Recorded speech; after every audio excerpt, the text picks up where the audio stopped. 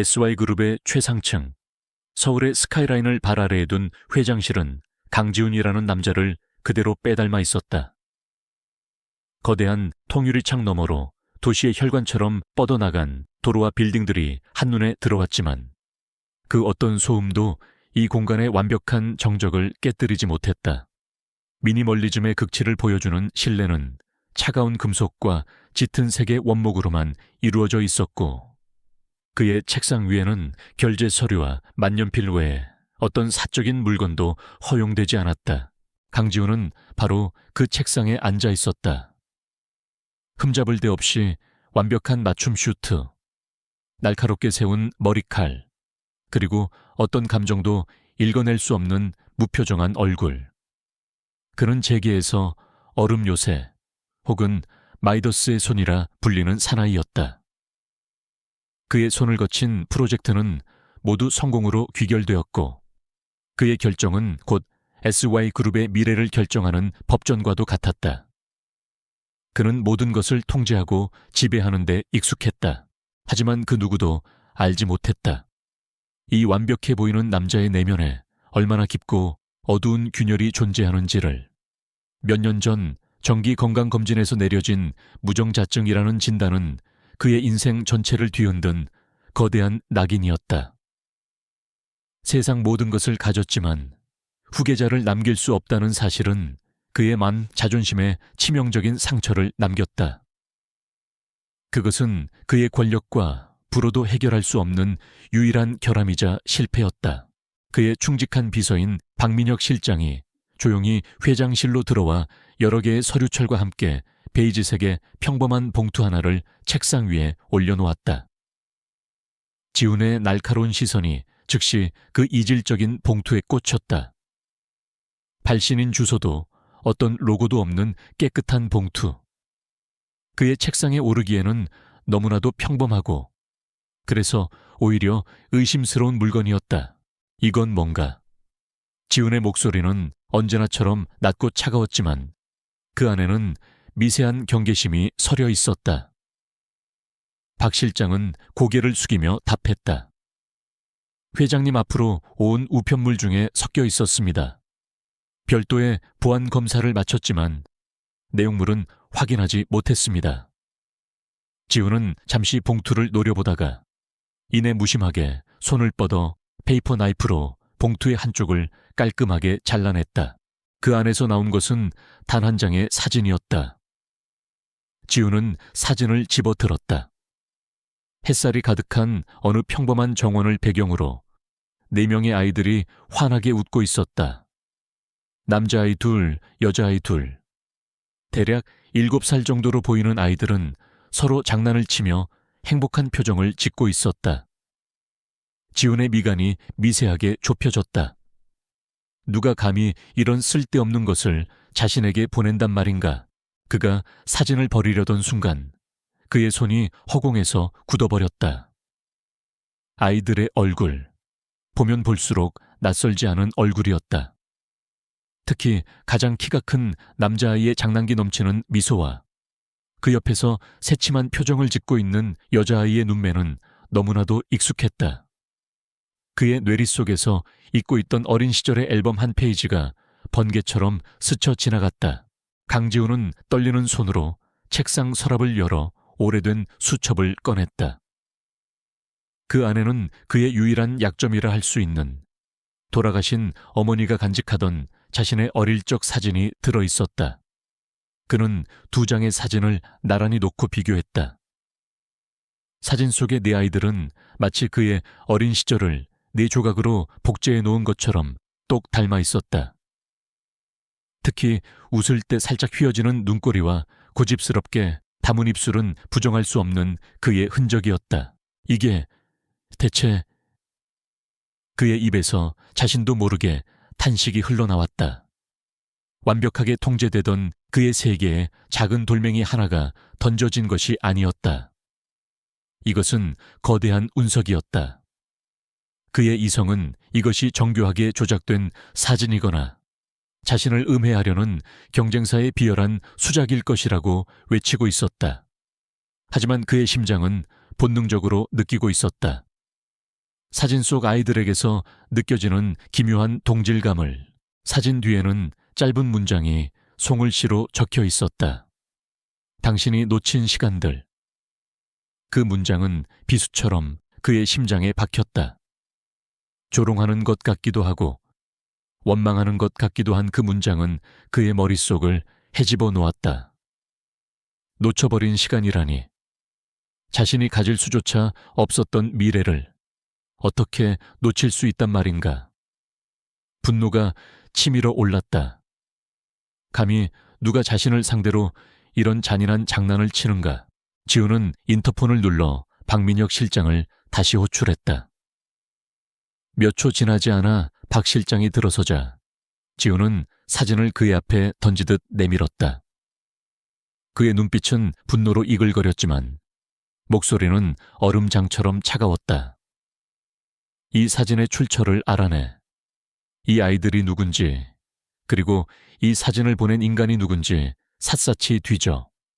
내일 아침까지 내 책상 위에 보고서를 올려. 박민혁 실장은 지훈의 험악한 기세에 눌려 잠시 숨을 삼켰지만 이내 프로페셔널한 태도로 사진을 집어들었다.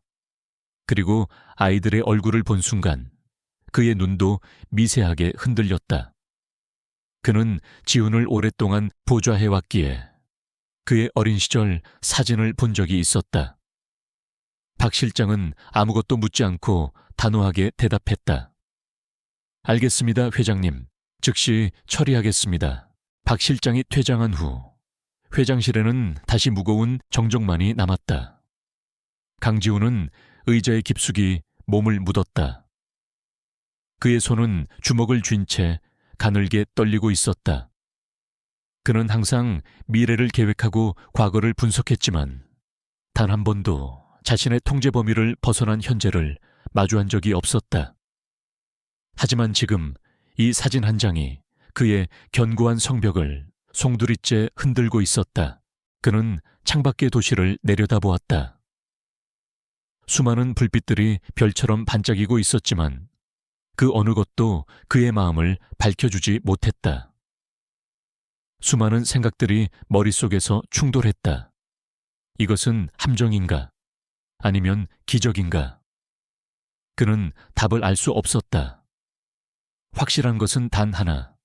내일 아침이 밝아오면 그의 인생은 결코 예전과 같을 수 없으리라는 것이었다. 무정자증이라는 진단이 그의 인생에 내린 사형 선고였다면 이 사진은 대체 무엇이란 말인가? 다음 날 아침, 강지훈은 밤새 한숨도 자지 못한 채 회장실을 지켰다. 어제와 조금도 달라지지 않은 완벽한 공간이었지만 그의 눈에는 모든 것이 생경하게 느껴졌다. 책상 위에 놓인 베이지색 봉투와 사진 한 장이 그의 세계에 가져온 균열은 하룻밤 사이에 거대한 시면으로 변해 있었다. 그의 머릿속은 수만 가지의 질문과 가정으로 들끓었지만 그 어떤 것도 명확한 답을 주지 못했다. 정확히 약속된 시간에 박민혁 실장이 보고서를 들고 들어왔다. 그의 표정 또한 밤새 무언가에 시달린 듯 복잡 미묘했다. 그는 지훈의 책상 위에 얇은 서류철을 올려놓으며 입을 열었다. 어제 지시하신 사항에 대한 보고입니다. 지훈은 말없이 서류철을 열었다. 그의 시선이 첫 페이지에 박힌 이름에 고정되었다. 한서연. 낯설지만 어딘가 희미하게 들어본 듯한 이름이었다. 보고서는 간결하고 명확하게 사실들을 나열하고 있었다. 사진 속 아이들은 7년 전 태어난 일란성 네 쌍둥이, 강하준, 강혜운, 강하민, 강하린. 현재 법적 보호자는 어머니인 한서연 단 한 명. 그녀의 직업은 식물학자였고 몇몇 식물 관련 특허로 경제적으로는 어렵지 않게 생활하고 있었다. 보고서는 그녀의 지난 10년간의 행적을 시간순으로 정리해 놓았다. 지훈의 손가락이 한 부분에서 멈췄다. 7년 전 SY 바이오 연구소 선임 연구원으로 재직. SY 바이오. 그곳은 7년 전 지훈이 직접 인수를 주도했던 유망한 바이오 기업이었다. 머릿속에 안개가 낀 것처럼 희미한 기억의 조각들이 떠올랐다. 성공적인 인수를 자축하던 화려한 파티, 축하주로 오갔던 독한 위스키, 그리고 흐릿한 여자의 얼굴. 그는 기억을 더듬으려 애썼다. 그날 밤, 그는 분명 평소답지 않게 많이 취해 있었다. 파티의 소음과 사람들의 얼굴이 뒤섞여 명확한 형상을 이루지 못했다. 하지만 어렴풋이 기억나는 것이 있었다. 조용한 발코니에서 혼자 바람을 쐬고 있을 때 누군가 다가와 말을 걸었다. 당돌하면서도 어딘가 슬퍼 보이는 눈빛을 가진 여자였다. 그녀와 어떤 대화를 나누었는지, 어떻게 호텔 방에서 함께 아침을 맞게 되었는지는 기억나지 않았다. 다음 날 아침, 그는 지독한 숙취와 함께 깨어났다. 옆자리는 비어 있었고 테이블 위에는 간단한 메모만 남아 있었다. 하룻밤의 실수로 기억해 주세요. 그는 대수롭지 않게 여겼다. 그에게는 스쳐 지나가는 수많은 인연 중 하나일 뿐이었다. 그는 그 여자의 이름조차 묻지 않았다. 그것이 강지훈이 세상을 살아가는 방식이었다. 그런데 그 하룻밤의 실수가 이제 와서 4명의 아이들이라는 거대한 현실이 되어 그의 앞에 나타난 것이다. 한서연. 지훈이 나지막이 그 이름을 읊조렸다. 박 실장이 조심스럽게 입을 열었다. 회장님의 과거 의료 기록과 대조해 보았습니다. 진단 시점과 인수 파티 시점은 불과 몇 주 차이입니다. 만약 진단이 잘못되었다면 시기적으로 충분히 가능성이 있습니다. 그의 말은 지훈의 혼란에 기름을 부었다. 자신의 인생을 규정했던 무정자증이라는 진단이 거짓일 수도 있다는 가능성. 그것은 또 다른 차원의 충격이었다. 지훈은 자리에서 일어났다. 그의 눈빛은 더 이상 혼란스럽지 않았다. 차가운 결단력으로 가득 차 있었다. 주소. 그가 짧게 말했다. 박 실장은 의아한 표정으로 되물었다. 변호사팀을 먼저 보내는 것이. 내가 직접 가겠다. 지훈의 목소리는 단호했다. 그는 자신의 눈으로 직접 확인해야만 했다. 사진 속의 아이들을, 그리고 한서연이라는 여자를. 이것은 변호사나 비서가 처리할 수 있는 비즈니스 문제가 아니었다. 서울의 화려한 도심을 벗어나 차는 한적한 외곽으로 향했다. 높고 차가운 빌딩 숲이 사라지고 푸른 나무와 아기자기한 주택들이 나타나기 시작했다. 지훈은 창밖의 풍경을 말없이 바라보았다. 마치 자신의 세계에서 완전히 다른 차원의 세계로 이동하는 듯한 기분이었다. 그의 심장은 평소와 다르게 불규칙하게 뛰고 있었다. 지난 7년간 단 한 번도 느껴보지 못한 종류의 긴장감이었다. 내비게이션이 가리킨 곳은 하얀색 울타리가 있는 아담한 2층 집이었다. 전문적으로 가꾼 듯 아름다운 정원에는 아이들의 웃음소리가 가득했다.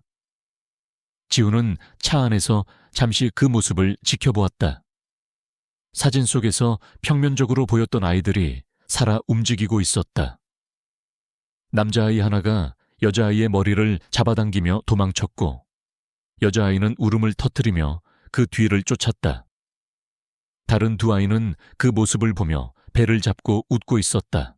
그 순간 지훈은 숨이 멎는 듯한 기분을 느꼈다. 아이들의 얼굴, 표정, 심지어는 뛰는 모습까지 그의 어린 시절과 놀랍도록 닮아 있었다. 이성은 여전히 부정하려 했지만 핏줄이 당기는 본능적인 이끌림은 거부할 수 없었다. 그는 천천히 채에서 내렸다. 수십억짜리 계약을 앞둔 순간에도 느껴보지 못했던 중압감이 그의 어깨를 짓눌렀다. 그가 정원 문을 열고 들어서는 순간 아이들의 웃음소리가 뚝 그쳤다. 내 쌍의 동그란 눈이 경계심을 가득 담아 그를 바라보았다. 바로 그때 현관문이 열리고 한 여자가 나왔다.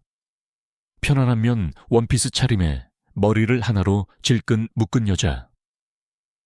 7년의 세월이 흘렀지만 지우는 한눈에 그녀를 알아보았다. 희미한 기억 속 당돌하면서도 슬퍼 보였던 바로 그 눈빛이었다.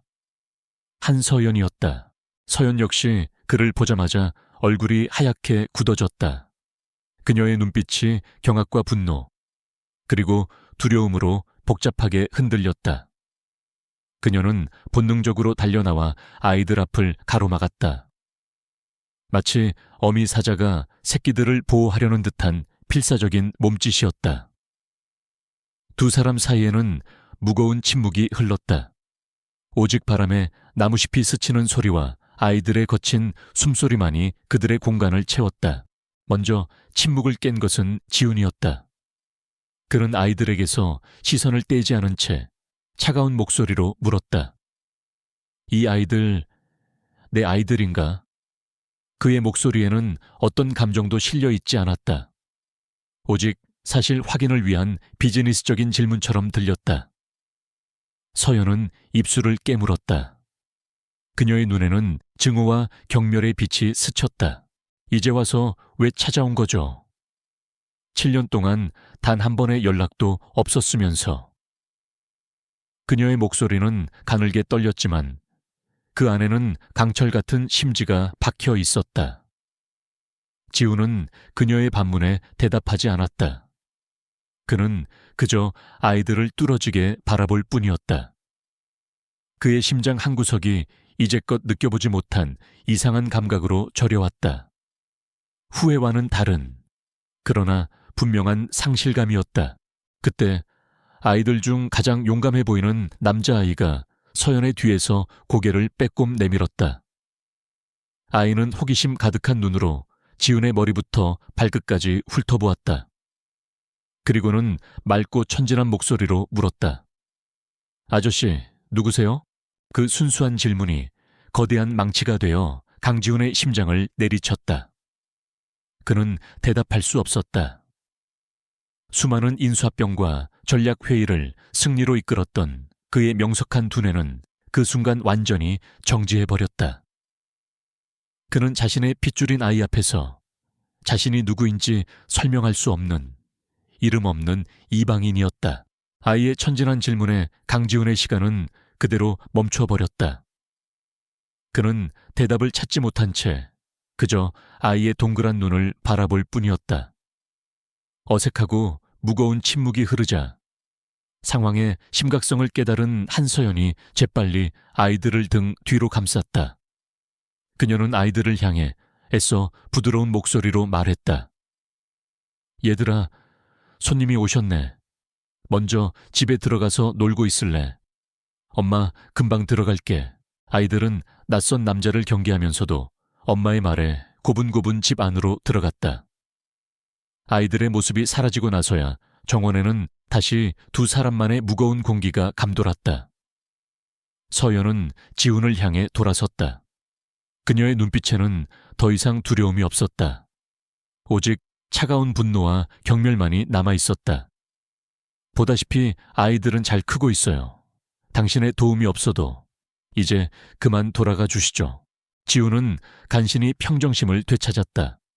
그는 감정적인 동요를 감추고 다시 얼음 요새의 가면을 썼다. 그는 아이들이 사라진 현관문을 한번 쳐다본 뒤 서연에게 시선을 고정했다. 확실한 게 필요해. 당신 말만 믿고 내 인생을 걸 수는 없으니까. 그의 말은 비수처럼 날카로웠다. 서연은 기가 막히다는 듯 헛웃음을 쳤다. 확신? 아이들 얼굴을 보고도 그런 말이 나와요? 좋아요. 당신이 원하는 게 그런 거라면 해주죠. 그녀는 조금도 물러서지 않았다. 대신 조건이 있어요. 유전자 검사는 당신과 아이들뿐만 아니라 나와도 진행할 거예요. 아이들이 내 아이라는 것까지 증명해야 속이 시원하겠어요. 그리고 결과가 나오면 아이들의 법적인 권리를 위해 당신이 아버지라는 사실을 서류상으로 명확히 할 거예요. 이건 당신을 위한 게 아니라 내 아이들을 위한 최소한의 안전장치니까.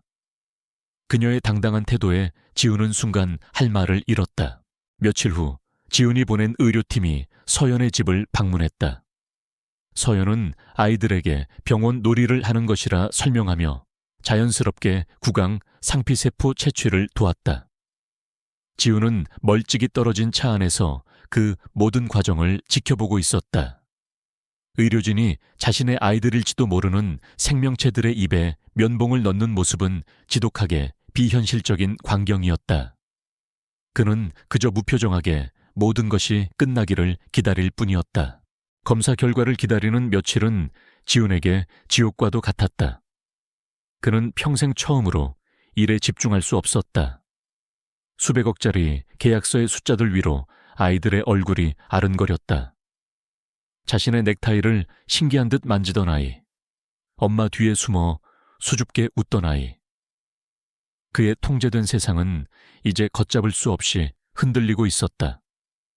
그는 자신이 아버지가 아니기를 바라는 동시에 어쩌면 아버지이기를 바라는 모순된 감정에 휩싸였다. 마침내 박민혁 실장이 결과가 담긴 파일을 들고 그의 앞에 섰다. 지우는 마른 침을 삼키며 파일을 열었다.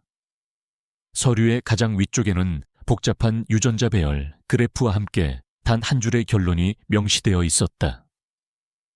친자 관계 확률 99.9%.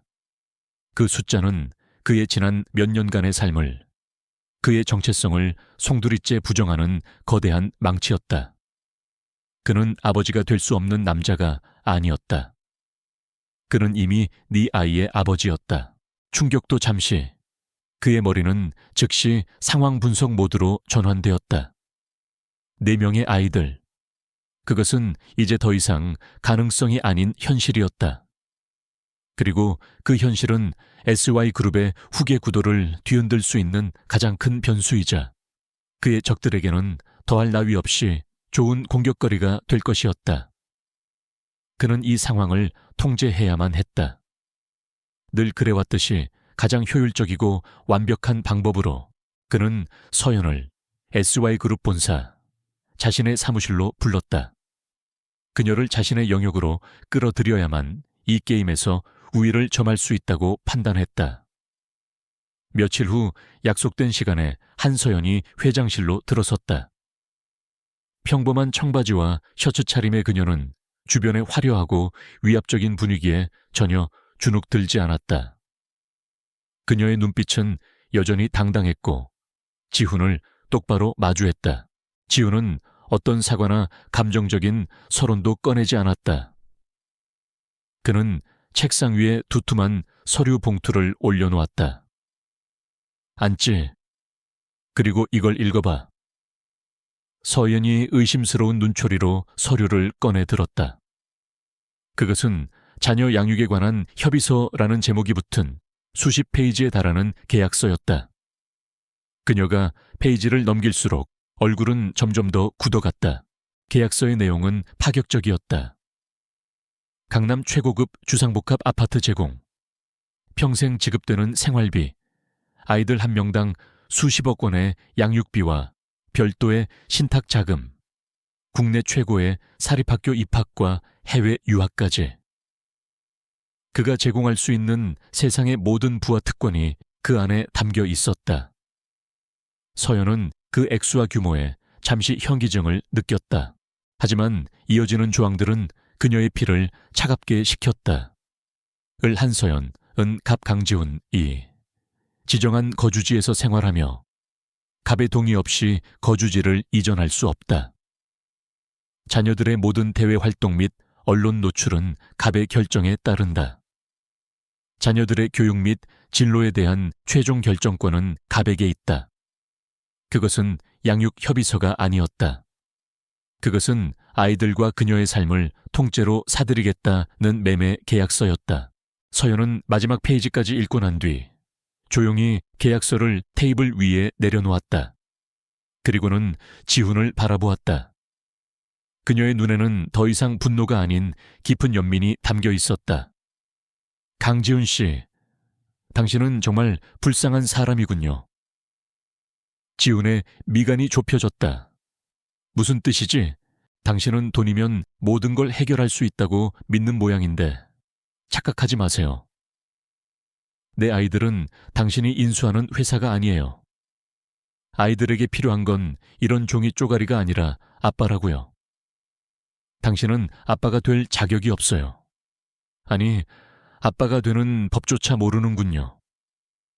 그녀의 목소리는 차분했지만 그 안에 담긴 힘은 지훈의 오만함을 정면으로 겨누었다. 그리고 다음 순간 그녀는 계약서를 집어들어 망설임 없이 반으로 찢어버렸다. 그리고 또다시 반으로. 갈갈이 찢긴 종이 조각들이 하얀 눈처럼 최고급 원목 테이블 위로 흩날렸다. 지훈은 그 광경을 망연자실하게 바라보았다. 자신의 부와 권력의 상징인 그 계약서가 한 여자의 손에 의해 너무나도 쉽게 무력화되는 순간이었다. 이걸로 내 대답이 됐나요? 서연은 찢긴 계약서 조각들을 남겨둔 채 그대로 몸을 돌려 회장실을 나갔다. 홀로 남은 강지훈은 태어나서 처음으로 완벽한 패배감을 맛보았다. 그의 돈과 권력이 통하지 않는 상대. 그의 논리와 계산이 무용지물이 되는 문제. 그는 이제껏 단 한 번도 겪어보지 못한 거대한 벽에 부딪힌 것을 깨달았다. 한서연이라는 여자와 4명의 아이들은 그가 정복해야 할 미지의 영토였다. SY그룹의 또 다른 축. 부회장 최태민의 집무실은 강지훈의 공간과는 정반대의 성격을 띠고 있었다. 고가의 현대미술 작품들이 벽을 장식하고 있었고 책상 한편에는 희귀한 싱글 몰트 위스키들이 진열되어 있었다. 이곳은 순수한 통제와 효율보다는 과시적인 야망과 세련된 탐욕으로 가득 찬 공간이었다. 최태민은 바로 그곳에서 자신의 사촌이자 평생의 경쟁자인 강지훈에 대한 보고를 받고 있었다. 최태민은 오랫동안 강지훈을 관찰해왔다. 그는 기계처럼 정확하고 예측 가능했던 지훈의 일상에 최근 미세한 균열이 생겼음을 감지했다. 갑작스러운 반차, 예정에 없던 외곽 지역 방문, 그리고 회의 시간에 아주 짧은 순간이지만 집중력이 흐트러지는 모습. 다른 사람들은 눈치채지 못할 사소한 변화였지만 먹잇감의 작은 습관 변화까지 꿰뚫어보는 포식자처럼 태민은 그 변화의 의미를 놓치지 않았다. 그는 자신의 수족과도 같은 김 비서를 호출했다. 강 회장, 요즘 뭔가 달라진 것 같지 않나? 태민의 목소리는 꿀처럼 부드러웠지만 그 안에는 뱀의 독이 숨겨져 있었다. 김 비서는 고개를 숙이며 답했다. 네, 부회장님. 박민혁 실장의 동선이 최근 복잡해졌고 회장님의 개인 일정에 공백이 자주 발생하고 있습니다. 최태민의 입가에 흥미롭다는 미소가 번졌다. 얼음 요새에도 봄은 오는 건가? 여자 문제라도 생긴 건지. 한번 알아봐. 조용하고 꼼꼼하게. 박 실장 주변부터 샅샅이 훑어봐. 강지훈이 흘리는 빵 부스러기라도 좋으니 전부 주워 담아와. 그는 언제나 신중했다. 섣불리 움직이기보다는 상대의 약점이 완전히 드러날 때까지 어둠 속에서 기다리는 것이 그의 방식이었다. 김 비서의 조사는 신속하고 은밀하게 이루어졌다. 며칠 후 그의 책상 위에는 강지훈의 검은색 세단이 경기도 외곽의 한 평범한 주택 앞에 서 있는 모습이 담긴 사진 몇 장이 올라왔다. 그리고 그 집의 소유주 정보도 함께였다. 한서연. 태민은 그 이름을 처음 들었을 때 그저 그런 시시한 스캔들일 것이라 생각했다. 강지훈 같은 남자에게도 숨겨둔 여자가 하나쯤 있는 것은 놀라운 일이 아니었으니까. 하지만 그는 조사를 멈추지 않았다. 그는 한서연이라는 여자의 과거까지 파헤치라고 지시했다. 그리고 마침내 그의 예상을 뛰어넘는 그야말로 월척이 걸려들었다. 김 비서가 가져온 새로운 보고서에는 놀라운 사실이 담겨 있었다. 한서연에게는 4명의 아이가 있으며 그 아이들은 모두 7년 전에 태어난 4쌍둥이라는 것. 그리고 가족관계 등록부상 아버지의 이름은 공란이라는 사실까지. 최태민은 보고서를 읽으며 온몸에 전율을 느꼈다. 7년 전 SY 바이오 인수, 그리고 내 쌍둥이.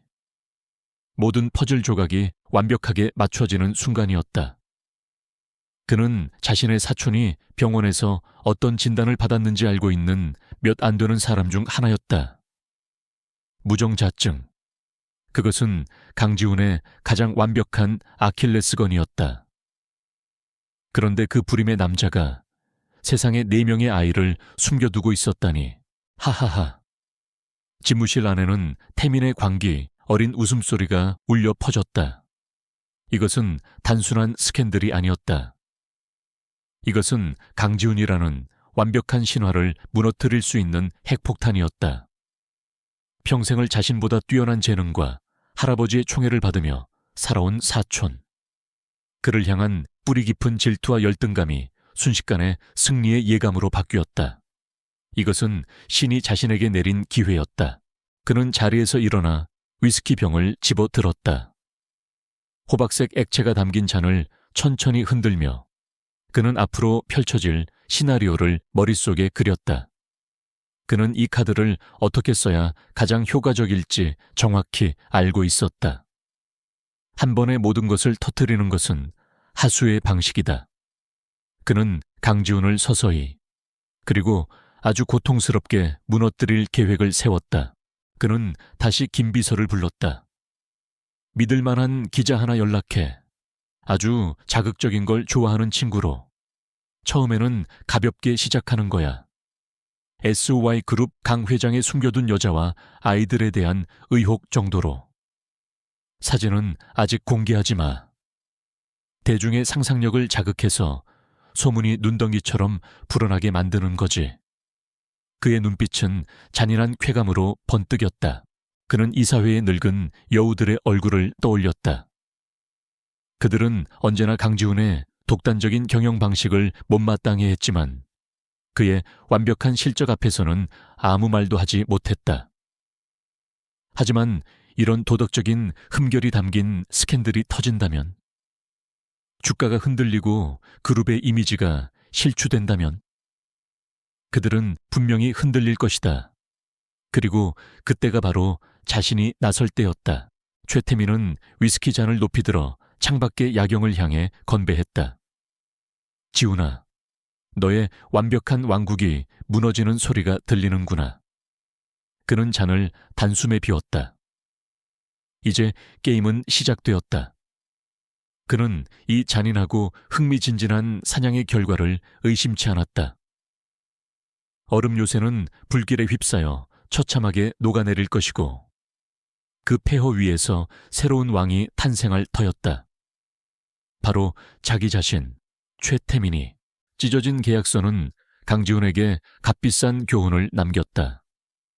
돈과 권력이라는 그의 가장 강력한 무기가 한서연이라는 여자 앞에서는 아무런 힘을 발휘하지 못한다는 것. 그는 처음으로 자신의 방식이 틀렸을 수도 있다는 사실을 인정해야만 했다. 그는 접근법을 바꾸기로 결심했다. 그녀의 자존심을 건드리는 대신 그녀의 가장 약한 부분, 바로 모성애를 공략하기로. 지훈은 박민혁 실장을 통해 자신이 정체불명의 인물들에게 미행당하고 있다는 증거를 수집하도록 지시했다. 몇 장의 흐릿한 사진과 의심스러운 차량 번호판 조회 기록. 대부분은 과장되거나 조작된 것이었지만 그의 높은 지위와 재산을 고려할 때 충분히 있을 법한 위협으로 포장되었다. 그는 이 자료들을 들고 다시 서연을 찾아갔다. 이번에는 그의 사무실이 아닌 그녀의 집 근처 조용한 카페에서였다. 당신을 내 세상으로 끌어들이려는 게 아니야. 하지만 당신이 원하든 원치 않든 내 아이들이라는 사실이 알려지는 순간 아이들은 더 이상 평범하게 살 수 없게 돼. 세상에는 돈을 노리는 하이에나들이 들끓고 나는 적이 너무 많아. 최소한 아이들의 안전은 보장해야 하지 않겠어. 그의 목소리는 이전과 달리 차분했고 설득력이 있었다. 서연은 그의 말을 쉽게 믿지 않았지만 그가 내민 사진들을 보며 마음이 흔들렸다. 그녀에게 아이들의 안전보다 더 중요한 것은 없었다. 자신의 자존심 때문에 아이들을 위험에 빠뜨릴 수는 없었다.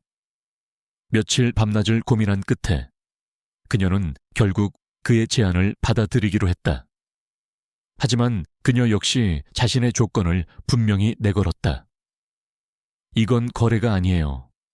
아이들을 위한 임시적인 보호 조치일 뿐이에요. 며칠 후 서연과 네 아이들은 지훈이 마련한 서울 근교의 대저택으로 이사했다. 철저한 보안 시스템과 높은 담장으로 둘러싸인 그곳은 집이라기보다는 차라리 요새에 가까웠다. 서연의 소박한 이삿짐들은 거대하고 화려하지만 텅 빈 저택 안에서 길을 잃은 듯 보였다. 모든 것이 최고급이었지만 그 어디에서도 사람 사는 온기는 느껴지지 않았다. 이곳은 강지훈의 세계 그 자체였다. 그리고 그 견고한 요새에 4명의 작은 혼돈의 파괴자들이 입성했다. 아이들은 처음 보는 거대한 공간에 잠시 어리둥절했지만 그 시간은 그리 길지 않았다. 호기심 많은 리더 하준이는 대리석으로 된 거대한 계단 난간을 미끄럼틀 삼아 내려오려 했고, 예술가 기질이 있는 혜운이는 몰래 숨겨온 크레용으로 눈처럼 하얀 벽지에 그림을 그리기 시작했다. 탐험가 하민이는 집안의 모든 방문을 열어보며 비밀 기지를 찾겠다고 나섰고, 감수성이 풍부한 막내 하린이는 낯선 환경에 놀라 울음을 터뜨렸다. 아이들의 웃음소리, 울음소리, 뛰어다니는 발소리가 지훈의 완벽하게 통제된 공간의 정적을 산산조각냈다. 집안의 고용인들은 당황하여 어쩔 줄 몰라 했고, 지훈은 자신의 머릿속이 하얘지는 것을 느꼈다. 그는 아이들을 다루는 법을 전혀 몰랐다. 그는 아이들을 자신의 서재로 불러 모아놓고 마치 임원 회의를 하듯 근엄한 목소리로 집안의 규칙에 대해 설명하려 했다. 첫째, 복도에서는 뛰지 않는다. 둘째, 허가 없이 물건을 만지지 않는다. 하지만 아이들은 그의 말을 전혀 이해하지 못했고, 오히려 그의 딱딱한 표정을 흉내내며 자기들끼리 킥킥거릴 뿐이었다. 그는 아이들의 환심을 사기 위해 백화점의 장난감 코너를 통째로 옮겨온 듯한 놀이방을 만들어 주었다. 최신형 게임기, 값비싼 드론, 실제 자동차를 축소해 놓은 듯한 전동차까지. 하지만 아이들은 그 비싼 장난감들보다 그것들을 포장하고 있던 거대한 골판지 상자를 더 좋아했다. 아이들은 상자를 이어붙여 자기들만의 아지트를 만들고 그 안에서 더 즐겁게 놀았다. 지훈은 그 모든 광경을 무력하게 지켜보았다. 그가 수백억을 들여 이룬 성공과부는 이 작은 생명체들 앞에서 아무런 의미가 없었다. 그러던 어느 날 오후, 정원에서 놀던 하준이가 넘어지면서 무릎이 살짝 까졌다. 고용인들이 호들갑을 떨며 의료팀을 부르려 했지만 서연은 아무렇지 않게 다가와 아이를 안아주었다. 그녀는 능숙하게 상처를 소독하고 반창고를 붙여주며 아들을 달랬다. 우리 아들 씩씩해서 금방 나을 거야. 지훈은 그 모습을 멀리서 지켜보았다. 돈이나 시스템이 아닌 따뜻한 손길과 다정한 목소리가 아이의 울음을 그치게 하는 순간, 그에게는 너무나 낯설고 생경한 풍경이었다. 그는 자신이 아이들에게 제공하려 했던 것들이 얼마나 껍데뿐인 것들이었는지 깨달았다. 그는 아버지가 아니라 그저 유능한 후원자 역할에만 머물러 있었던 것이다. 그날 밤 지훈이 서재에서 복잡한 생각에 잠겨 있을 때 누군가 조심스럽게 문을 두드렸다. 둘째 혜운이었다.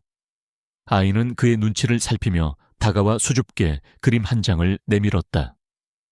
종이 위에는 삐뚤빼뚤한 선으로 그려진 6명의 사람이 있었다.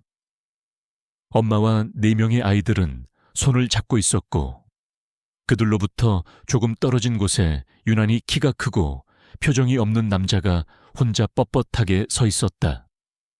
강지훈 자기 자신이었다. 아이의 그림은 그 어떤 보고서보다도 정확하게 현재 자신의 위치를 보여주고 있었다. 그는 가족이라는 원안에 들어가지 못한 채 겉을 맴도는 이방인이었다. 아이가 돌아간 후 지훈은 오랫동안 그 그림을 내려다 보았다. 집안은 마침내 아이들이 잠들어 고요해졌지만 이전의 텅 빈 적막함과는 다른 종류의 고요함이었다. 공간을 가득 채웠던 아이들의 온기가 희미하게 남아있는 듯했다. 그는 처음으로 압도적인 피로감과 함께 길을 잃은 듯한 막막함을 느꼈다. 하지만 이상하게도 그의 얼어붙었던 심장 한구석에서 아주 미세하고 낯선 온기가 피어오르는 것이 느껴졌다. 이것이 그의 새로운 현실이었다. 그리고 그는 이 현실 앞에서 자신이 얼마나 무력하고 준비되지 않은 존재인지를 절감하고 있었다. 강지훈의 저택에 찾아온 아침은 더 이상 고요하지 않았다. 아이들이라는 4개의 작은 태풍은 그의 질서정연한 일상에 예측 불가능한 변수들을 쏟아냈다. 그날 아침 식사 시간도 예외는 아니었다. 지훈은 난생 처음으로 아이들과 한 식탁에 앉아 있었다. 하준이는 시리얼에 우유를 붓다가 식탁에 홍수를 냈고 하민이는 포크를 비행기 삼아 음식을 나르며 놀았다. 서연의 제지에도 아이들의 작은 소동은 멈추지 않았다. 지훈은 그 혼돈의 풍경을 말없이 지켜보았다. 낯설고 불편했지만 이상하게도 싫지만은 않았다. 텅 비어있던 거대한 식탁이 시끄러운 웃음소리와 이야기로 채워지는 것이 어쩌면 그리 나쁜 일은 아닐지도 모른다고 생각하던 바로 그 순간이었다. 박민혁 실장이 창백하게 질린 얼굴로 식당 안으로 뛰어들어왔다. 그의 손에는 태블릿 PC가 들려 있었다. 그의 다급한 모습에 식탁의 소음이 거짓말처럼 멎었다. 회장님, 지금 바로 보셔야 합니다. 박 실장의 목소리는 심하게 떨리고 있었다. 지훈은 그에게서 태블릿을 건네받았다. 화면에는 국내 최대 연예 매체의 자극적인 헤드라인이 떠 있었다. 단독 SY그룹 강지훈 회장, 숨겨둔 4명의 아이들 존재 드러나, 충격 실체. 기사는 교묘하게 편집된 사실과 악의적인 추측으로 가득 차 있었다. 기사에는 지훈의 차가 서연의 예전 집을 드나드는 흐릿한 사진과 아이들의 얼굴이 모자이크 처리된 채 멀리서 찍힌 사진이 포함되어 있었다. 내용은 더욱 악랄했다. 익명의 측근을 인용하며 강지훈이 과거 무책임하게 만난 여자를 돈으로 입막음하려 했으며 이제 와서 아이들을 빼앗으려 한다는 식으로 그를 파렴치 안으로 몰아가고 있었다. 그것은 거대한 폭풍의 시작일 뿐이었다. 기사가 송고된 지 1시간도 채 되지 않아 SY그룹의 주가는 곤두박질치기 시작했다. 오너 리스크라는 꼬리표가 붙으며 투매가 이어졌다. 지훈과 박 실장의 휴대폰은 쉴 새 없이 울려댔고 회사 홍보팀은 밀려드는 취재 요청에 마비 상태에 빠졌다. 저택의 높은 담장 밖으로는 방송사 로고를 붙인 취재 차량들이 속속들이 모여들기 시작했다. 그때 서연이 지훈의 손에 들린 태블릿 화면을 보았다. 그녀의 얼굴은 순식간에 핏기가 가셨다. 그녀가 가장 두려워했던 일이 현실이 된 것이다. 자신의 아이들이 세상의 잔인한 호기심과 가십의 대상으로 전락해버렸다. 그녀는 지훈을 향해 분노와 원망이 뒤섞인 눈빛을 보냈다. 이게 바로 당신의 세상이에요. 사람을 물어뜯고 집어삼키는 곳. 내가 아이들을 지키기 위해 그토록 벗어나려 했던 곳이라고요. 그녀의 절규에 가까운 외침이 식당을 울렸다. 아이들은 영문도 모른 채 겁에 질린 눈으로 두 사람을 번갈아 쳐다보았다. 지훈은 서연의 비난에 아무 대답도 하지 못했다. 그의 시선은 아이들에게 고정되어 있었다. 어른들의 싸늘한 분위기에 잔뜩 겁을 먹은 할인이의 눈에 눈물이 그렁그렁 맺혔다. 그 순간 지훈의 머릿속을 지배하던 분노의 방향이 바뀌었다. 이전에 그였다면 자신의 명예와 회사의 주가 하락에만 분노했을 것이다. 하지만 지금 그의 분노는 전혀 다른 곳을 향하고 있었다. 바로 자신의 아이들의 눈에 맺힌 두려움이었다. 그는 이 모든 상황이, 이 더러운 공격이 저 순수한 눈망울을 향하고 있다는 사실을 깨달았다. 이것은 단순한 기업 간의 전쟁이 아니었다. 자신의 가족을 향한 비열한 공격이었다. 이사회로부터 긴급 이사회를 소집한다는 연락이 왔다. 지훈은 평소처럼 차가운 목소리로 답했다. 30분 뒤에 화상으로 연결하지. 그는 자리에서 일어났다. 그리고 서영과 아이들 앞에 섰다. 그는 처음으로 그녀의 눈을 피하지 않고 똑바로 바라보며 말했다. 미안해. 하지만 약속하지. 내가 이 모든 걸 끝낼게. 아이들이 다시는 이런 일로 상처받지 않게 만들겠어. 그의 목소리에는 이전에 없던 무게와 진심이 실려 있었다. 그것은 더 이상 SY그룹의 회장으로서 내뱉는 공허한 약속이 아니었다. 한 아이의 아버지로서 자신의 모든 것을 걸고 가족을 지키겠다고 맹세하는 선언이었다. 그는 박 실장에게 아이들과 서연의 외부 노출을 완벽히 차단하고 저택의 보안 등급을 최고 수준으로 올리라고 지시했다. 지훈은 자신의 서재로 향했다. 거대한 벽면을 채운 스크린들에는 폭락하는 주가 그래프, 자신을 비난하는 뉴스 속보, 그리고 저택 주변을 둘러싼 취재진들의 모습이 실시간으로 중계되고 있었다. 세상 전체가 그를 향해 손가락질하고 비난의 화살을 퍼붓고 있었다. 그는 이 공격의 배후에 누가 있는지 직감적으로 알고 있었다. 늘 자신의 자리를 호시탐탐 노리던 사촌 최태민, 지훈의 눈빛이 차갑게 빛났다. 이전까지는 방어만 생각했다. 하지만 이제 상황은 달라졌다. 상대는 건드려서는 안 될 것을 건드렸다. 그의 눈빛에서는 더 이상 냉철한 기업가의 모습이 아니었다. 자신의 영역을 침범당하고 새끼를 위협받은 맹수의 분노가 이글거리고 있었다. 전쟁은 시작되었다. 그리고 그는 이 전쟁에서 절대로 패배할 수 없었다. 긴급 화상 이사회는 그야말로 폭풍우 같았다. 이사들은 회사의 이미지 실추와 주가 폭락을 거론하며 강지훈을 맹렬히 비난했다. 하지만 지훈은 흔들리지 않았다. 그는 스크린 너머의 늙은 여우들을 향해 얼음처럼 차가운 목소리로 선언했다. 일주일의 시간을 주십시오. 모든 것을 제자리로 돌려놓고 이번 사태의 배후를 반드시 밝혀내겠습니다. 그의 흔들림 없는 자신감에 이사들은 마지못해 고개를 끄덕였다. 회의가 끝나자마자 지훈은 박민혁 실장과 함께 SY그룹의 법무 및 보안을 총괄하는 서정우 팀장을 호출했다. 서 팀장은 국가정보원 출신으로 그림자처럼 움직이며 지훈의 가장 은밀한 문제들을 처리해 온 인물이었다. 지훈은 두 사람에게 이전과는 전혀 다른 차원의 지시를 내렸다. 그의 눈빛은 복수심으로 차갑게 빛나고 있었다. 단순히 언론의 정보를 흘린 쥐새끼를 잡는 게 아니야. 이 모든 문제의 뿌리를 뽑아야겠어. 그는 서 팀장을 똑바로 바라보며 말했다. 7년 전 내 의료 기록을 다시 열어봐. 무정자증 진단. 그날 무슨 일이 있었는지 관련된 모든 것을 처음부터 다시 조사해. 먼지 한 톨까지 전부 다. 그의 목소리에는 의심이 확신으로 변해가는 과정이 담겨 있었다. 서정우 팀장의 눈빛이 날카로워졌다. 그는 즉시 자신의 팀을 소집했다. SY그룹의 보안팀은 평범한 기업의 보안팀이 아니었다. 최고의 화이트 해커들과 전직 특수요원들로 구성된 지훈만의 비밀 부대였다.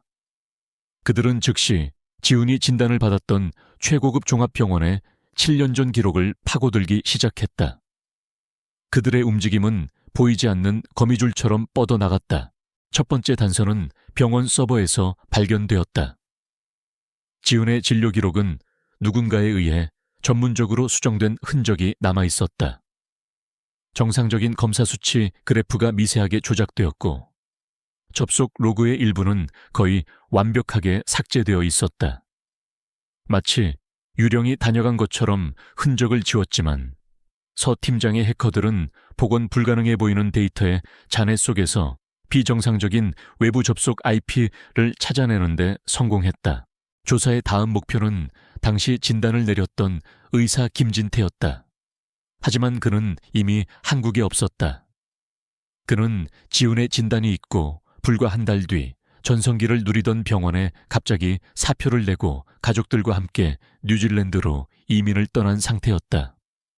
동료 의사들은 그가 개인적인 사정을 이유로 들었지만 당시 그의 갑작스러운 사직을 모두가 의아하게 생각했다는 증언을 확보했다.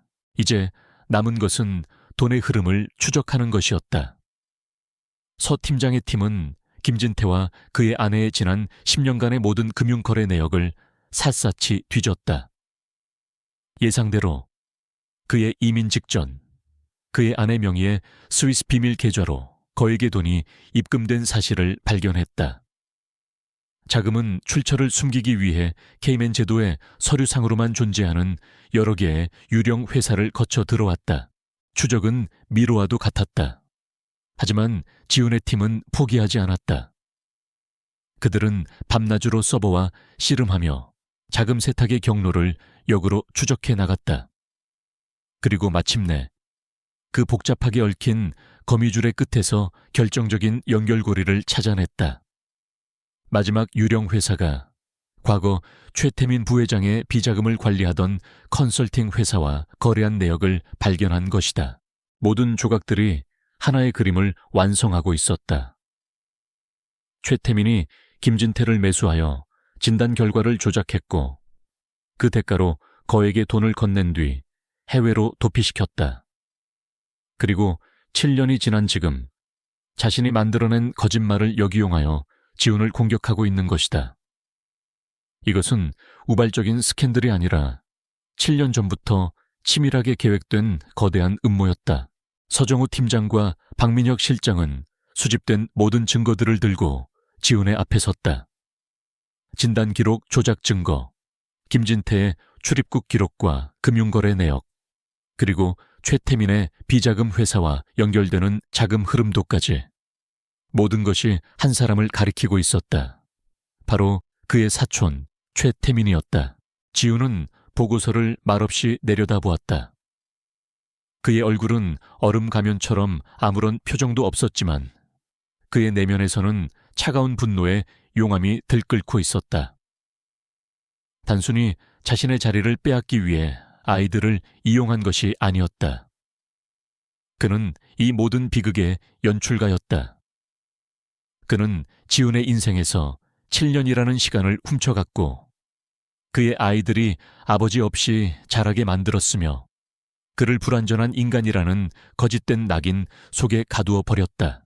지훈은 주먹을 쥔 손등에 핏줄이 붉어질 정도로 힘을 주었다.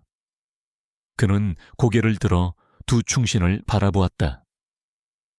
그의 눈빛은 이전보다 더욱 차갑고 더욱 단단해져 있었다.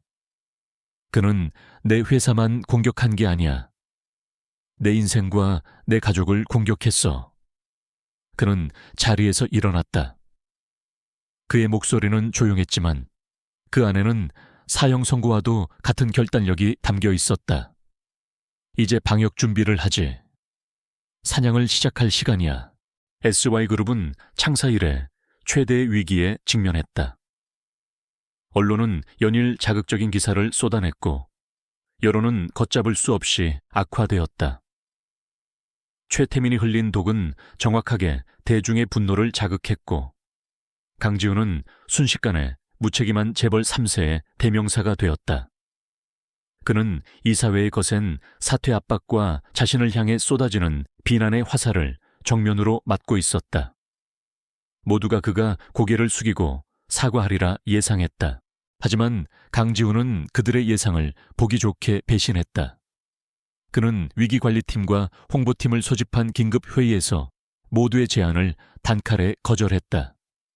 해명이나 사과, 그런 비겁한 짓은 하지 않아.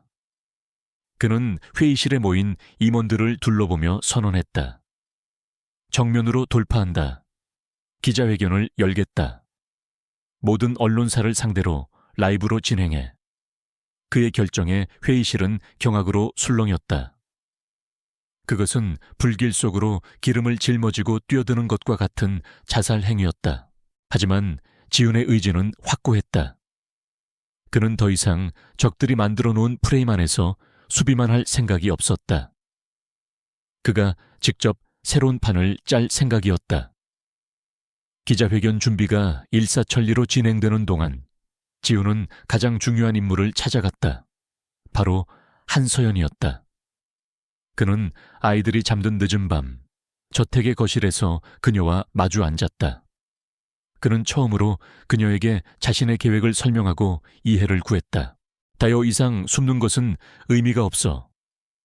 숨을수록 아이들은 더 큰 상처를 입게 될 거야. 우리가 직접 세상에 나서서 우리의 이야기를 해야 해. 저들이 우리를 규정하기 전에 우리가 먼저 우리 자신을 세상에 알려야만 해. 그의 목소리는 진지했다. 서연은 두려웠다. 지난 7년간 아이들을 지키기 위해 쌓아온 모든 노력이 물거품이 될 수도 있었다.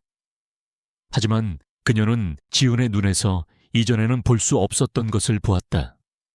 그것은 비즈니스맨의 전략이 아닌 가족을 지키려는 아버지의 절박함이었다. 그녀는 오랫동안 침묵했다. 그리고 마침내 입을 열었다. 당신을 믿는 게 아니에요. 내 아이들의 미래를 위해 당신의 계획에 마지막으로 한번 걸어보는 거예요. 그것은 위태로운 신뢰였지만 지훈에게는 천군만마하도 같았다. 그는 그녀의 손을 잡고 싶었지만 대신 고개를 끄덕이는 것으로 감사를 표했다. 기자회견 당일 호텔의 그랜드 볼룸은 수백 명의 취재진으로 발 디딜 틈이 없었다. 수많은 카메라 플래시가 천둥 번개처럼 터졌고 장내의 공기는 금방이라도 폭발할 듯한 긴장감으로 가득했다. 최태민은 자신의 집무실에서 대형 스크린으로 이 모든 광경을 지켜보고 있었다. 그의 입에는 만족스러운 미소가 걸려 있었다. 그는 이제 곧 강지훈이 대중 앞에서 무릎 꿇고 처참하게 무너지는 모습을 보게 될 터였다. 약속된 시간이 되자 강지훈이 홀로 단상 위로 걸어 나왔다. 그는 수백 개의 카메라 렌즈와 저기에 찬 눈빛들을 피하지 않고 당당하게 마주했다. 장내의 모든 소음이 거짓말처럼 멎었다. 지훈은 마이크 앞에 서서 잠시 숨을 골랐다. 그리고 예상과는 전혀 다른 이야기로 입을 열었다. 저는 오늘 SY그룹의 회장으로서가 아니라 한 남자로서 이 자리에 섰습니다. 그는 자신의 과거 이야기를 담담하게 털어놓았다. 많은 분들이 모르시겠지만 저는 몇 년 전 병원에서 아이를 가질 수 없다는 진단을 받았습니다. 장내가 술렁였다. 아무도 예상치 못한 고백이었다. 세상의 모든 것을 가질 수 있다고 믿었지만 한 가정을 꾸리고 아버지가 되는 평범한 행복은 저에게 허락되지 않았습니다. 그것은 저의 가장 깊은 아픔이자 절망이었습니다. 그의 목소리에는 어떤 과장이나 동정을 구하는 기색이 없었다. 오직 담담한 진실의 힘만이 담겨 있었다. 기자들의 눈빛에서 저기가 사라지고 인간적인 호기심이 피어오르기 시작했다. 지훈은 말을 이었다. 저는 평생 아버지라는 이름을 가질 수 없는 남자라고 믿으며 살아왔습니다. 하지만 저에게 기적이 일어났습니다. 그가 무대 옆을 향해 손짓했다. 거대한 문이 열리고 한서연이 나타났다. 그녀는 혜운이와 하린이의 손을 잡고 있었고 그 뒤를 하준이와 하민이가 따르고 있었다. 아이들은 난생 처음 보는 광경에 겁을 먹은 듯 보였지만 엄마의 손을 꼭 잡고 씩씩하게 걸어 나왔다. 수백 개의 카메라 플래시가 다시 한번 터져 나왔지만 이번에는 그 성격이 완전히 달랐다. 지우는 아이들에게 다가가 가장 키가 큰 하준이의 어깨에 손을 올렸다. 그는 아이들을 바라보며 세상에서 가장 따뜻한 미소를 지어 보였다. 그리고 다시 카메라를 향해 세상을 향해 선언했다. 이 아이들은 저의 실수가 아닙니다. 저의 비밀도 아닙니다. 이 아이들은 제 인생 최고의 기적이며 제 전부입니다. 그는 아이들 한 명 한 명의 이름을 불러주며 소개했다. 그리고 자신을 대신해 홀로 아이들을 훌륭하게 키워준 한서연에게 공개적으로 감사를 표했다.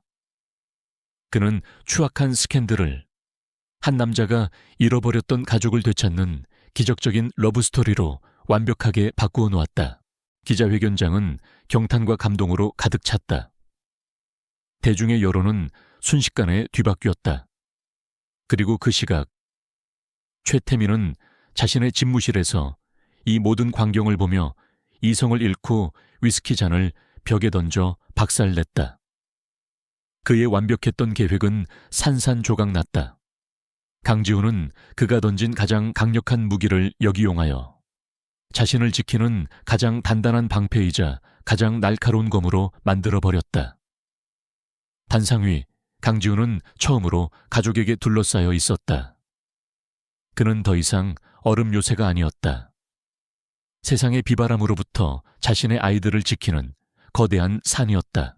강지훈의 기자회견은 최태민의 계획을 송두리째 뒤엎었다.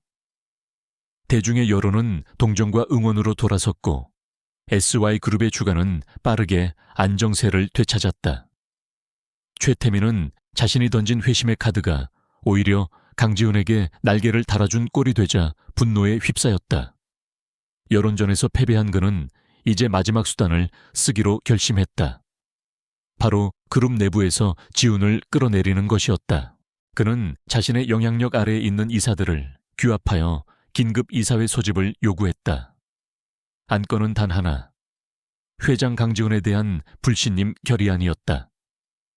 회장의 사생활 문제로 그룹 전체가 흔들렸다는 명분을 내세운 사실상의 쿠데타 시도였다.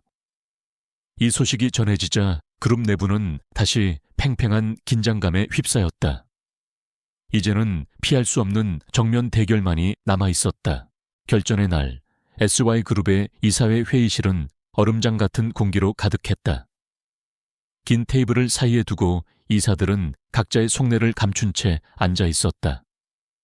최태민과 그의 세력은 승리를 확신하는 듯 여유로운 표정이었고 중립적인 이사들은 불안한 눈빛으로 눈치만 살피고 있었다. 마지막으로 강지훈이 회의실에 들어섰다. 그의 얼굴에는 어떤 동요도 없었고 그 고요함이 오히려 상대를 압도했다. 회의가 시작되자마자 최태민이 자리에서 일어났다. 그는 비통한 표정을 지으며 준비된 연설을 시작했다.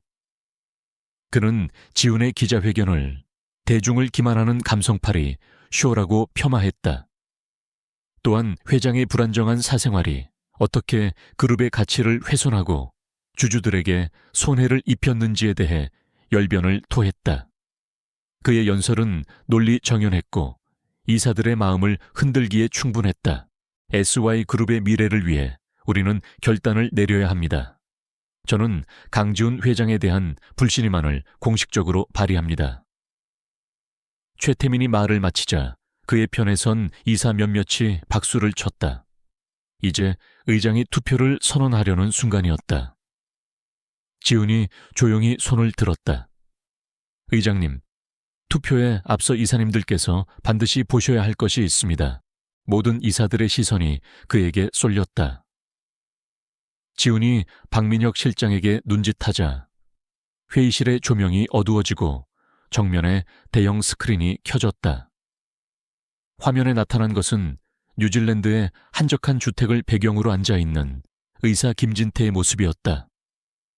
그는 초췌하고 겁에 질린 얼굴로 7년 전의 진실을 고백하기 시작했다. 최태민이 어떻게 자신에게 접근하고 협박했으며 거액의 돈을 주고 진료 기록을 조작하게 했는지 회의실은 충격으로 술렁였다. 최태민의 얼굴이 하얗게 굳어졌다. 하지만 이것은 시작에 불과했다. 다음 화면에는 복잡한 자금 흐름도가 나타났다. 최태민의 비자금 계좌에서 나온 돈이 여러 유령 회사를 거쳐 김진태의 아내 계좌로 흘러 들어가는 과정이 명백하게 드러났다. 빼도 박도 못할 증거였다. 이사들은 경악을 금치 못하며 최태민을 쳐다보았다. 그리고 마지막 결정타가 이어졌다. 스크린에서는 음성 파일이 재생되었다. 이번 일만 성공하면 강지훈은 끝이야. 익숙한 목소리. 바로 최태민이 자신과 내통하던 타블로이드 기자와 통화하는 내용이었다. 거기에는 기사의 방향을 지시하고 성공하면 거액의 대가를 지불하겠다고 약속하는 내용까지 고스란히 담겨 있었다. 자신의 목소리가 회의실에 울려 퍼지자 최태민은 완전히 무너져 내렸다. 그는 벌떡 일어나 거짓말이야, 전부 조작된 거라고 라고 소리쳤지만 그의 외침은 공허한 메아리가 될 뿐이었다. 그를 지지하던 이사들조차 경멸의 눈빛으로 그에게서 등을 돌렸다. 화려한 벨벳 커튼이 찢겨나가고 그 뒤에 숨어있던 추악한 괴물의 실체가 만천에 드러나는 순간이었다. 이제 모든 이사들의 시선은 다시 지훈에게로 향했다. 강지훈이 자리에서 일어났다. 그의 목소리는 강철처럼 차갑고 단단했다. 이 모든 것은 저의 자격에 대한 문제가 아니었습니다. 한 남자의 탐욕과 질투가 부른 비극이었습니다. 자신의 야망을 위해 다른 사람의 인생을 훔치고 무고한 아이들까지 이용한 한 남자의 범죄 행각이었습니다. 그는 최태민을 똑바로 노려보며 말을 이었다. 회장 불신임하는 철회할 것을 요청합니다. 대신 최태민 부회장의 모든 직위를 박탈하고 배임 및 명예훼손, 증거 조작 등의 혐의로 검찰에 고발하는 안건을 긴급 발의합니다. 지훈의 선언에 반대하는 사람은 아무도 없었다. 이어진 투표는 만장일치로 통과되었다. 잠시 후 회의실 문이 열리고 보안 요원들이 들어와 넋이 나간 최태민의 양팔을 붙잡았다. 그는 발버둥 치며 끌려 나갔다. 강지훈은 그 모습을 어떤 승리감도 없이 그저 차가운 눈으로 지켜볼 뿐이었다. 길고 길었던 전쟁이 마침내 끝나는 순간이었다. 회의실의 불이 다시 환하게 켜졌을 때 그곳에는 더 이상 적이 남아있지 않았다. 최태민의 몰락과 함께 SY그룹을 뒤흔들었던 거대한 폭풍은 거짓말처럼 잦아들었다. 그는 자신이 저지른 모든 범죄에 대한 대가를 치르게 되었고 그의 이름은 그룹의 역사에서 불명예스럽게 지워졌다. 강지훈은 다시 한번 자신의 능력을 증명하며 그룹을 완벽하게 정상 궤도에 올려놓았다. 세상은 다시 이전처럼 돌아가는 듯 보였다. 하지만 강지훈의 세상은 이제 결코 예전과 같을 수 없었다. 몇 달 후 그의 삶은 완전히 새로운 질서로 재편되었다. 더 이상 새벽을 깨우는 것은 뉴욕 증시 마감 시황이 아니었다. 그의 침대 위로 뛰어오르는 작은 침입자 하준이의 외침이었다. 아빠, 일어나. 유치원 늦는단 말이야. 그의 아침은 고요한 명상 대신 4명의 아이들을 씻기고 입히고 먹이는 전쟁 같은 소란으로 시작되었다. 한때는 수조 원짜리 인수합병 계약서보다 어려웠던 토스트 굽기와 양말장 맞추기가 이제는 그의 새로운 일상이 되었다. 가장 놀라운 변화는 그의 퇴근 시간이었다. 칼날 같던 그의 스케줄에 가족과의 저녁 식사라는 절대 변경 불가능한 항목이 추가되었다. 박민혁 실장은 정시에 퇴근하며 내일 보지 라고 말하는 회장의 모습이 아직도 믿기지 않았다. 그는 더 이상 텅 빈 저택으로 돌아오지 않았다. 현관문을 여는 순간 그를 맞이하는 것은 아이들의 웃음소리와 맛있는 저녁 식사 냄새였다. 어느 날 저녁, 그는 거실 바닥에 앉아 있었다. 하준이와 하민이는 그의 등을 암벽 삼아 오르내리고 있었고, 혜은이는 조용히 옆에서 스케치북에 그림을 그리고 있었다. 그리고 그의 앞에는 막내 하린이가 앉아 빗을 손에 쥐어주며 말했다. 아빠, 머리 따줘. 지우는 난생 처음 해보는 머리 닦기에 진땀을 흘렸다. 그의 투박한 손에서 만들어진 머리는 엉성하기 짝이 없었지만 하린이는 거울을 보며 세상에서 가장 행복한 미소를 지었다. 한서연은 소파에 앉아 그 모습을 조용히 지켜보고 있었다. 그녀의 눈에는 따뜻한 미소가 번졌다. 차갑고 오만했던 남자는 이제 없었다. 그 자리에는 서툴지만 진심을 다해 아빠가 되려고 노력하는 한 남자가 앉아 있었다. 아이들은 그의 얼어붙었던 심장을 녹이는 4개의 작은 태양이었다.